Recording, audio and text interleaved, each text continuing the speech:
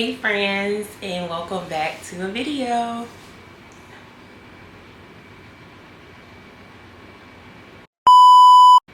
Hey friends, welcome to a new video. So if you are new here, my name is Keisha.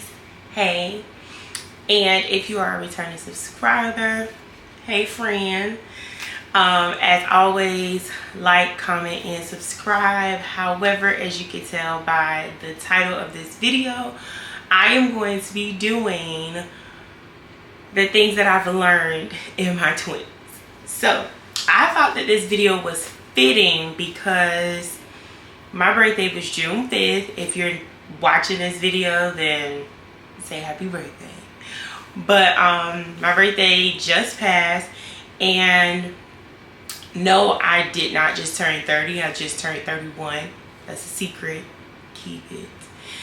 So, of course, because I wasn't vlogging last year to do this type of video, I thought, well, why not do it? I'm still, early on in my 30s. I'm only 31, and I can still do what I've learned in my 20s.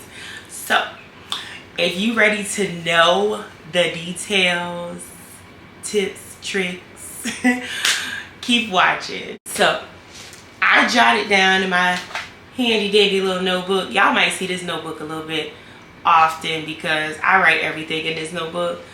But anyway, besides the point, I jotted down a few things, just a few, and I might go off course with some of them, but I'm going to get into the first thing.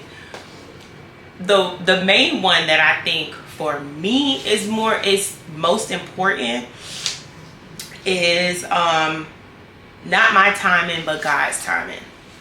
That's a hard pill to swallow for some people, and I'm included, because I will always want things to happen when I felt like they should happen, when I expect them to happen, when I need or want them to happen. And it's like, it's not my timing.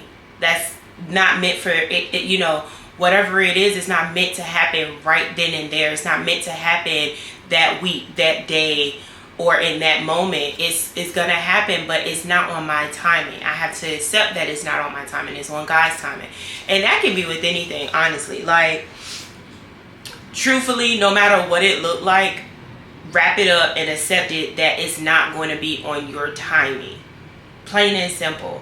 That can be in a job, that can be finances, that can be a relationship, whether it's marriage, that can be children, that can be whatever, expanding your career, going to school, starting a career, business, whatever it is, it's not your timing.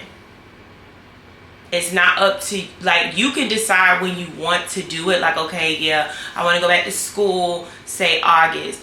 But if it's not the right timing, or if God don't see fit for it to take place or happen then, it's not going to happen. And then, even still, if it does happen, if God allowed it to happen, it's a possibility that, okay, it was, meant to happen then. But knowing not to rush things and feeling like because the next person have it, oh, that jumped right into my next one. Because the next person have it, I have to have it. Or because this other girl that's on the side of me, she's 31 or she's 32, and she's just thriving in the marketplace. She's just thriving in business. She's thriving financially. She's just thriving in general. And I'm looking at her like, well, why don't I have that? That's not my lane. Her lane is not my lane. We're in two different lanes, coming from probably two different paths. I have no idea what she was doing before her 30s and 31 and 32 to get in that lane where she is right now. Vice versa. She has no idea what's been going on way before, now. So don't look at what the next person have and feel like, oh, I need to catch up. It's not your time and it's not your lane. Plain and simple. Whatever is meant for you goes into another one. Whatever is meant for you will be for you. Nobody can take what's meant for you.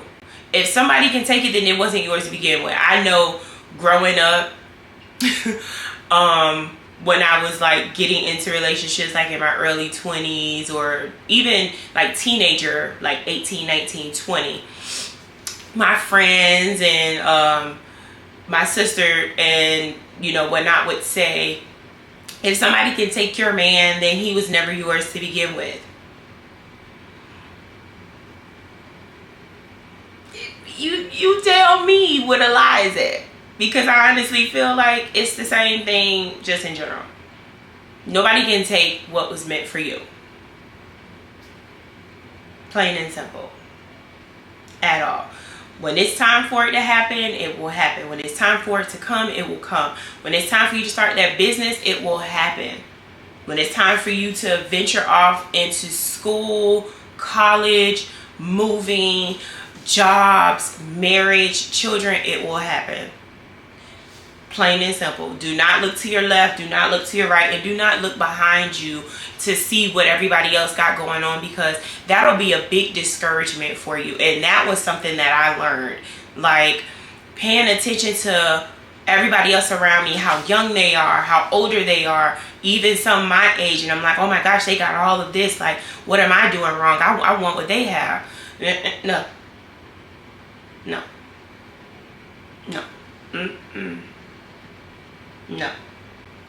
Do not do that. At least that's something I learned to not do.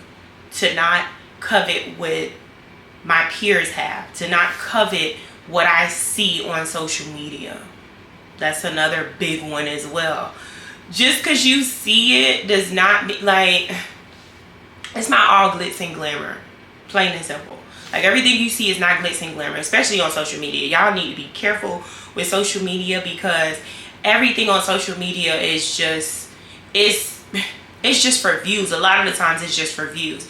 That's not really what it's like behind closed doors. Like, you are not in these people's lives every single day to see whether they're grinding for what they have, or if it's handed down to them, or if it's just, whatever, just for entertainment purposes. And I just feel like, do not covet what you see on social media. These people, a lot of these people do not really have it like that at all. And I feel like I personally can say that, not because that's something I do on social media, but I'm aware of certain people that I might know that do it, and when I see them in real life, that's not the life they really live. Relationship goals, stop. These people be behind closed doors, fussing, fighting, and get in front of the camera and put on this whole persona for y'all, because that's what y'all eat up. Stop.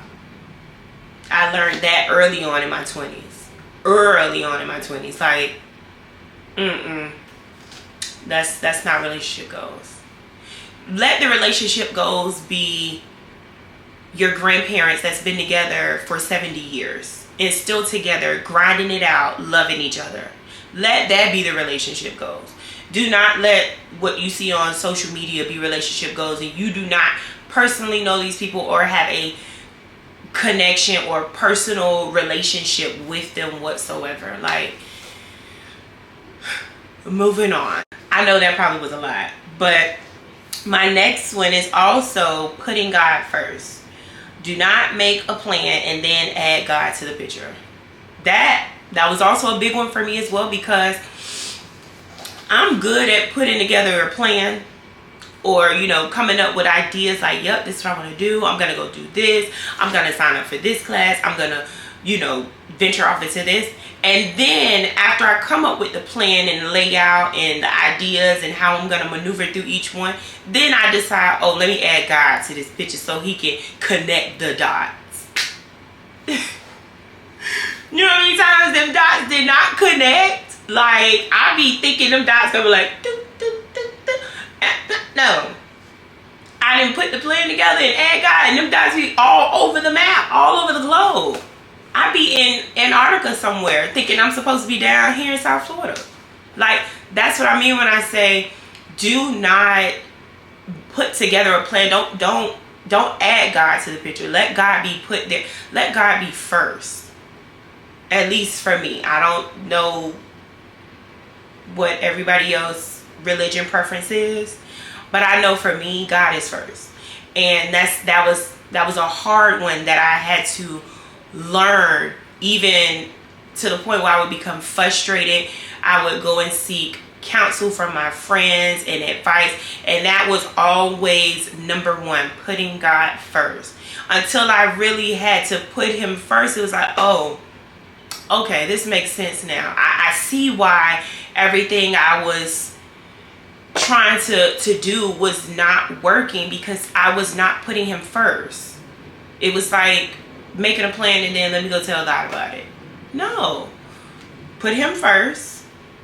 Discuss that plan, those ideas, all of that. Discuss that with him. Lay that out. And then go from there as far as, you know, what happens. But, you know, what's that saying? You want to make God laugh, tell him your plans. That's honestly what that is. When you make a plan and then add God to the picture. Stop doing that. That was something I learned. And if you out there doing that, stop doing it. Stop doing it. Whew. This next one. Now, this video might be a little deep for some people, and then it might just be what you need, and then it might not be up your alley, and that's cool. But for the ones who, you know, enjoy it, that's cool, because I love these conversations, and I love getting deep into this type of stuff, honestly. So the next one for me is truly forgiving. Now, you hear when people say, oh, I forgave, but deep down you still hold on to these ill feelings towards this person or whoever it was. It could be a boyfriend, your siblings, your parents, girlfriend, or whoever. It could be somebody you dated, and you saying you truly forgive, but your feelings towards them, you still have malice in your heart. You still have ill feelings towards them. You won't even speak to them if you see them in the street. You're not the same with them, honestly. Truly forgive. That was me. I would say I forgave someone, and I would keep saying it until I kind of try to make myself feel like, yeah, I really forgave him. I forgave him. Only to find out you really didn't forgive him.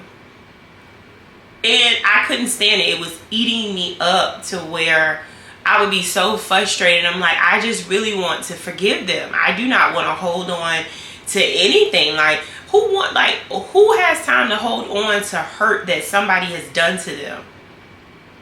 Because I guarantee you've hurt somebody else, and they're working on forgiving you.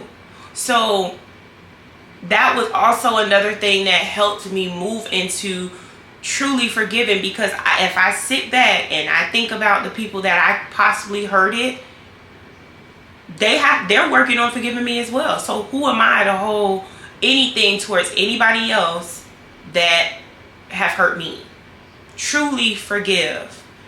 Truly, like, let it go. Be done with it. Do not hold any malice. Do not hold any intention, with ill intentions towards them. Forgive them, release it, and let it go. And it's best for you. It's not even for the other person. And that's being honest. You have no idea how much release, like, I've released myself just from forgiving someone, compared to me holding on to anger, animosity, frustration, bitterness, because that's what it does. It eats away at your heart. That's what it makes me feel like. Like unforgiveness, it eats away at your heart to where you become ice cold. You become a brick, I guess. Majority of the time, it is best to go with what you know to be true than what you feel. That one, ooh, I've learned that. I've, went through situations, but I'm still working through that. Meaning, let me see. Meaning, okay, so I'll give you an example. I'm married. I'm really married. And I know my husband loves me. He say he loves me. He shows it in several different ways. Just say one day he comes home from work, he's tired and he's like groggy and a little grumpy. And because he doesn't give me a hug or kiss me or slap me on my butt like he usually do, I get in my feelings and I'm like, oh, he don't love me. No. Like, don't do that, because then you start harboring those feelings towards him, and then you start looking at him in that light like, oh, he don't love me, and you start convincing yourself, oh, he don't love me because he didn't do this and he didn't. No, like, the man is tired. Leave him be. He didn't kiss you, or you know, like you would expect him to, or he didn't do the extra, but he's tired. He's tired. And that's something I had to understand with my husband, because he's tired. He's the type of job that my husband does. He's out in the sun all day. All day. All day. So I get it. He's going to come home. He's going to be, you know, he's ready to get home and relax. He's tired. True, I guess for some women would say, even I'll just say for me, in that sense, I looked at it like, well, he's walking right past me. He can give me a kiss, or, you know, he can slap me on my butt or a hug. But it's like, okay, even if he just give me a kiss and he don't slap me on my butt or give me a hug, am I still going to think that he don't love me? Yes, I felt like that. But that does not mean that's what that is. So, majority of the time, believe what you know is true instead of like what you feel. Because what you feel will honestly have you feeling like, oh, he don't love me. And he does. He really does. I hope that was a good example for y'all, because that's like the main one that I was dealing with, was love. Whether my husband loved me based on the things that he did, or did my friends really love me, although they would say that they do, and I knew that they did, but I would get into my feelings based off of one little thing or miscommunication or something that I saw, and I immediately just started feeling like, oh, they don't love me. They don't love me. No, those are my feelings that I just need to put to the side. It's like, girl, get out your feelings, because your feelings will screw you. Get out of your feelings. They love you. You're good. You know, everybody would be off every other day, but that does not mean that, you know, they don't love me. Allowing friendships to happen even when they start off awkward. So, I have not been, I'm not the advocate for friendships.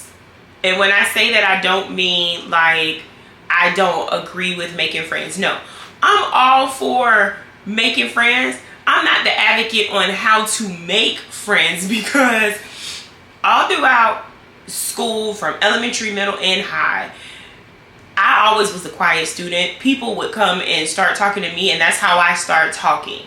That's how I made friends. Me just taking the initiative to say, hey, I'm such and such and such, or oh, yeah, that was not me. That was never me. So I'm now stepping into that era where I'm regardless of how awkward I feel or how awkward the conversation started off or whatever, I'm like, okay, we just gonna build from here. And you already know I'm awkward. You already know I'm silly. You know I'm goofy. It is what it is. But we still gonna build on this friendship. Like, do not let someone awkwardness or their silliness put you in like build a wall up towards them. Like, I'm not gonna be friends with her because she awkward or she weird. How many of y'all friendships started normal without any awkwardness? They started normal. And the more you got to know your friend, you're like, this girl is crazy. Like, she is silly. She is good. So what's the difference? What, you're not going to move into the friendship because the person started off silly and goofy and you're like, when deep down you know, like, oh my gosh, me and her could really be friends. Like, that's how I've been making friendships. Like, just honestly trying to be myself instead of holding back from being myself, because I'm silly, I'm goofy. Anybody that knows me, know me, especially my husband, my kids, my mama, some of my friends who know me, they, yeah, she's silly, she's goofy. Real deal, I promise. So I'm trying to, you know, be open about that when I make friendships. Like, don't hold back from who you are when you're making these friendships, regardless if it start off awkward.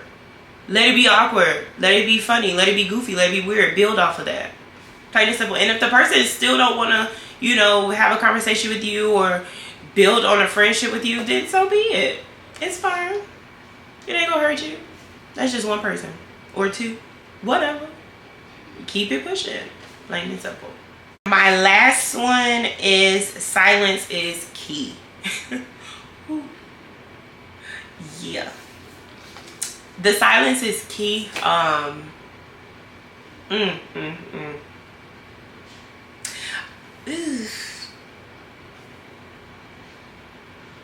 Silence is key. I think that's self-explanatory for y'all.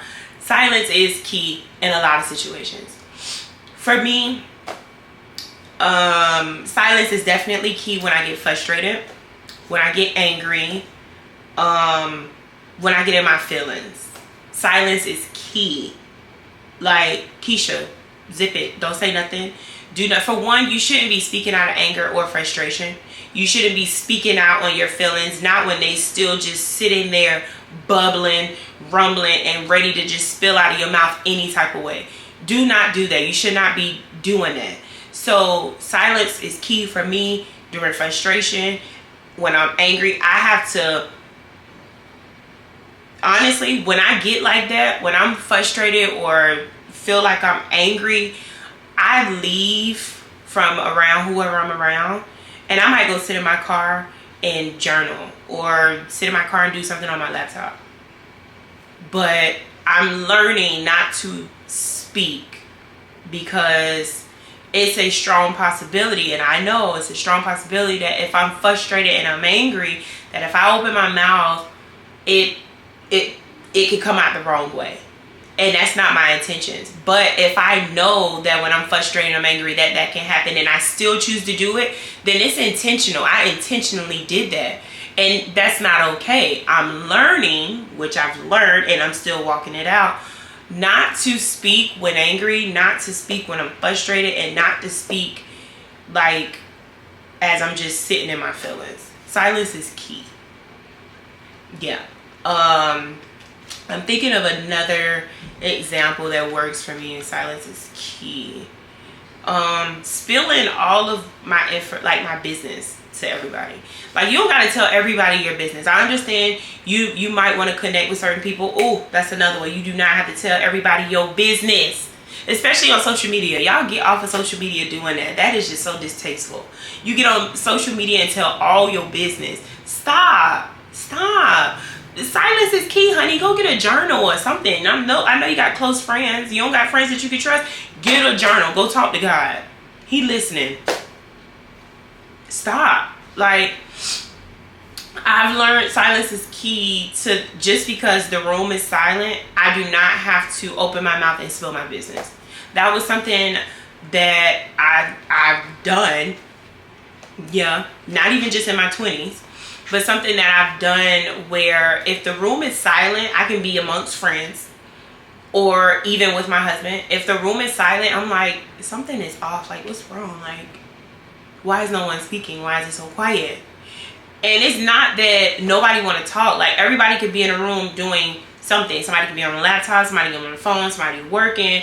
I could be with the kids, whatever. Somebody watching TV. But the room just gets silent. I'm like, nobody's talking. That business come out. And it just keeps spilling and keep going and keep going. Because I'd be like, I just don't like sitting in silence when I'm amongst a lot of people. I can sit in silence when it's just me. But to sit in silence and I'm around my friends, I'm like, that's new. Because everybody is still okay with being in everybody's presence. It's just they're doing stuff. but they're still, you know, comfortable being in each other's presence. I've learned silence is key in that situation. Like, just take in everybody's presence. Be quiet, girl. You gotta spill your business. And then to lead into that, because I'm getting ready to end it, and I'm going to end it on that note. Yes, I'm going to end it on that note. You do not need to tell your business to everybody. You need to find one good friend who you really know and trust to, you know, talk to in that way, whatever it's pertaining to, and just talk to them. But don't get on social media and feel like you need to tell everything. I was once, and I used to do that. That was something else I learned in my 20s. Going forward, like, I would get on social media, especially when we had MySpace. And I don't know if anybody watching, if you know what MySpace is, but if you do, even MySpace leading into Facebook, we would get on there and just tell all our business. We would tell who we was beefing with, who was dating, especially on Twitter. Oh my gosh, when Twitter first came out, it was like you had to tell everybody your move, every move you was making. Like, somebody could really track you down. I had to learn not to get on there and tell all my business, because I would. To people, some people I knew, and then strangers. Like, it's cool to spill it out to a friend, but you do not need to openly just get on there because you're frustrated and just go to shaming your friend or shaming your marriage or your whatever, whoever. That's not cool. That's not cool at all. I'm gonna need y'all to wrap it up and stop. Like, zip it. Throw away the key. It is what it is. So that is it for this video. I hope you guys enjoyed what I've learned in my 20s. You can most definitely leave in the comment section some of the things you learned. I probably can agree to it. I guarantee you it's something that I can agree to. And if you like this video, please do not forget to like, comment, and subscribe. And I will see you guys in the next video. Bye.